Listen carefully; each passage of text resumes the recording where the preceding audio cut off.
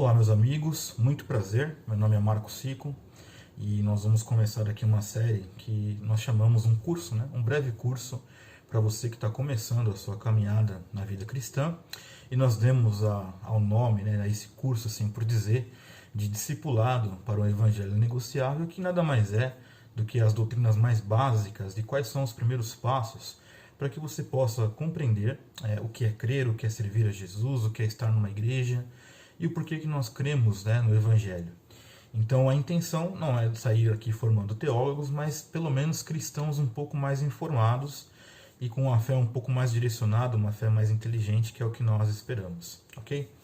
Muito bem, então essa primeira aula de hoje, assim por dizer, acho que vale a pena mencionar que esse curso que você está vendo aqui em vídeo, eu mesmo já apliquei na igreja em que pastoreei, e nós fizemos aí por algumas semanas esse curso e foi de extrema validade, porque muitos cristãos, às vezes por muito tempo que estão dentro da igreja, não conhecem as doutrinas básicas da igreja. E o fundamento de tudo que nós vamos estudar está aqui na Palavra de Deus, evidentemente. O modelo que você vai ver aqui nesse curso, eu utilizei tendo como referência um livro chamado Questões da Vida, do Nick Gumbel. Você que tiver acesso ao nosso material que nós vamos fazer em PDF, você vai ver que esse livro está lá na referência. Se você encontrar alguma semelhança desse nosso modelo de curso com este livro, não é mera coincidência.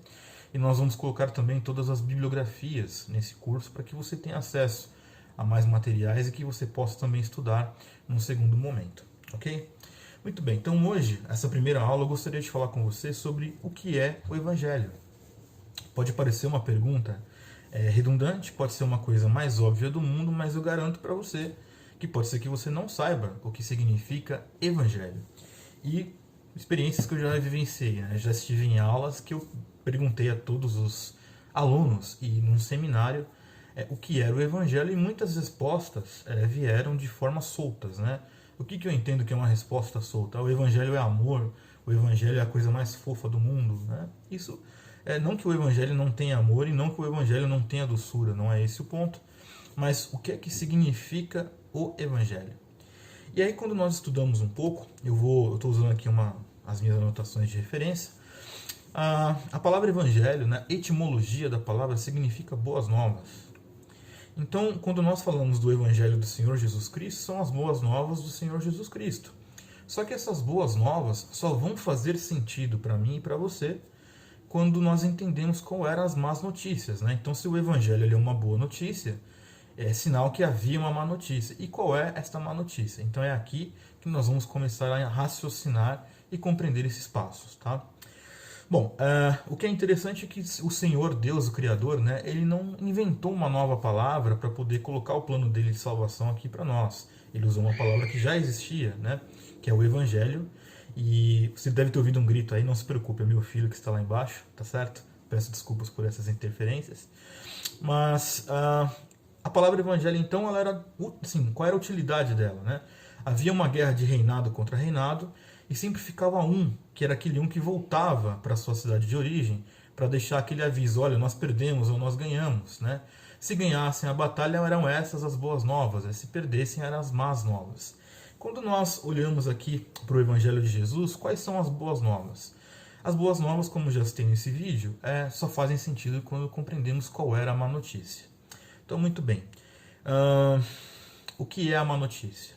A má notícia é que o homem ele foi concebido em pecado. A palavra do Senhor diz que todos nós pecamos. E por causa de Adão, a queda de Adão, esse pecado está dentro de nós desde que nós somos concebidos.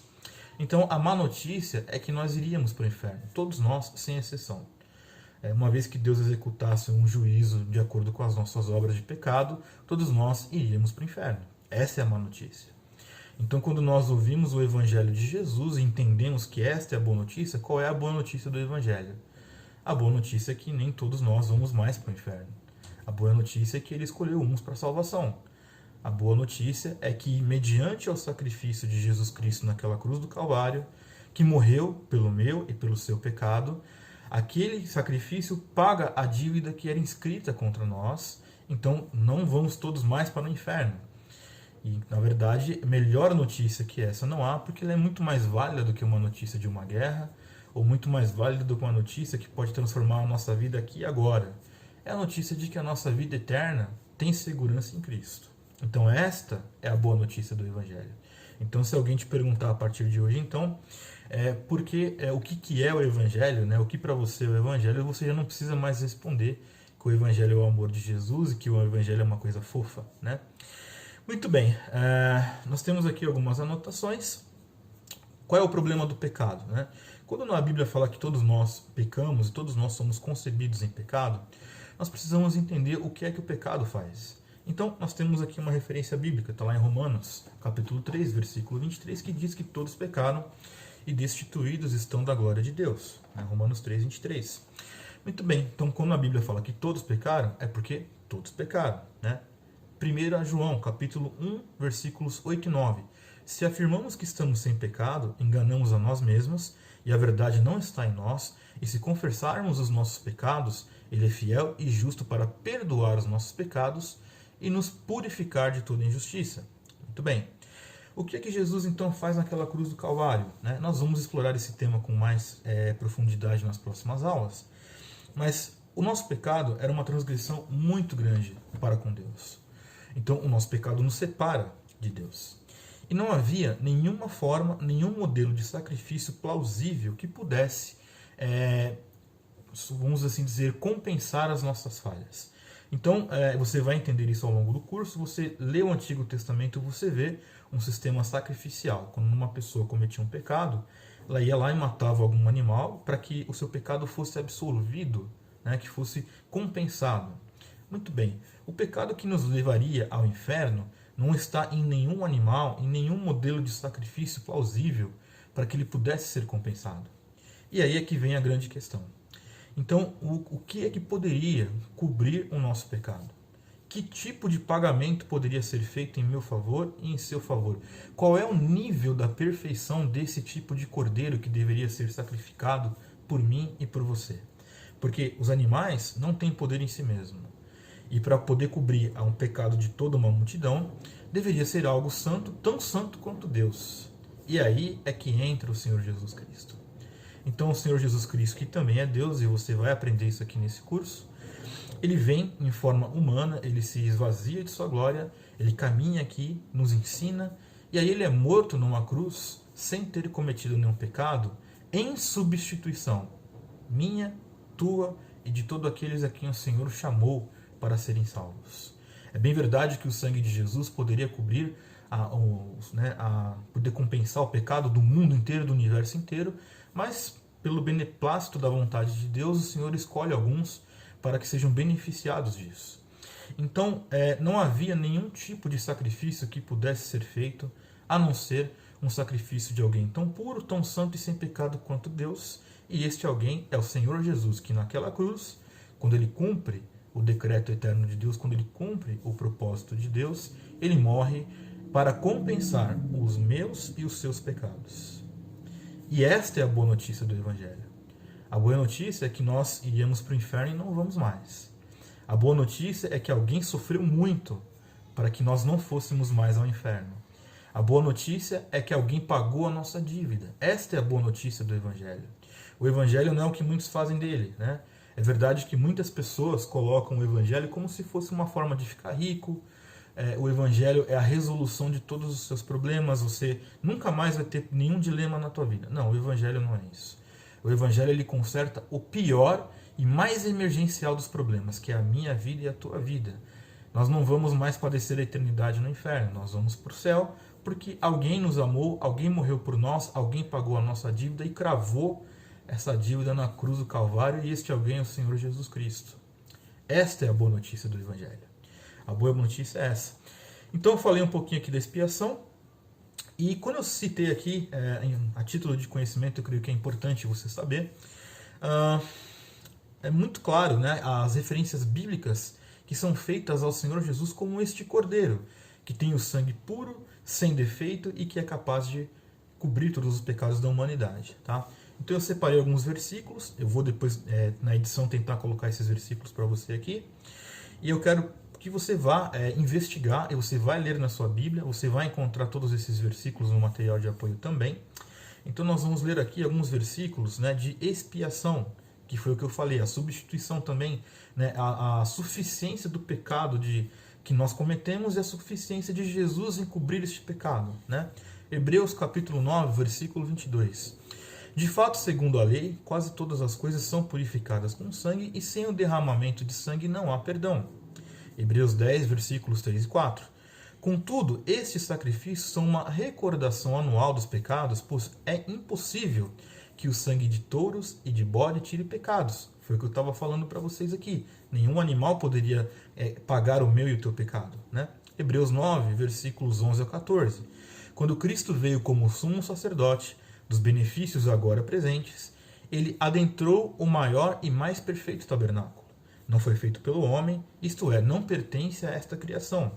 Não por meio de sangue de bodes e novilhos, mas pelo seu próprio sangue, ele entrou no lugar santíssimo de uma vez por todas e obteve a eterna redenção. Ora, se o sangue de bodes e touros e cinzas, de uma novilha espalhada sobre os que estão cerimonialmente impuros, os santificam, de forma que se tornam exteriormente puros, quanto mais o sangue de Cristo, que pelo Espírito Eterno se ofereceu de forma imaculada a Deus, purificará a nossa consciência dos atos que levam à morte, para que sirvamos ao Deus vivo. Tudo que eu falei aqui nesse vídeo está fundamentado na Bíblia, e é por isso que eu estou lendo com vocês esses versículos, e você vai encontrar esses versículos dentro do nosso material de apoio com os nossos comentários. Bom, quando eu disse que Jesus era o Cordeiro perfeito, aquele Cordeiro que não havia pecado, e somente o sangue de Jesus poderia nos purificar do nosso pecado, nós temos também referências bíblicas. Então, Hebreus capítulo 9, versículos 27 a 28.